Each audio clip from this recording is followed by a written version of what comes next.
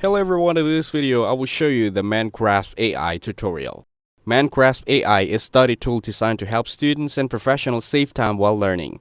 It can take PDFs, lecture videos, audio notes, or other files and turn them into clear summaries, smart notes, and even flashcards.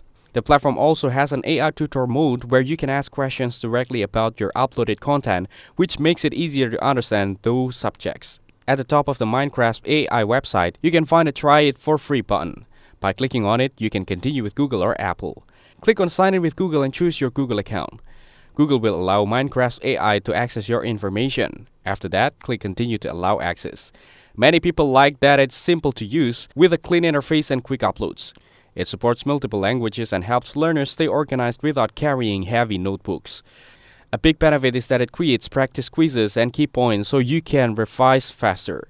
However, it can sometimes struggle with diagrams or large files, which may limit its use for technical subjects. Users also need to be careful with the free trial as it automatically rolls into a paid plan if not cancelled. Despite these small issues, it is a reliable tool for quicker and smarter studying. Pricing is flexible, starting with a basic plan at $5.99 per month after a 4-day free trial.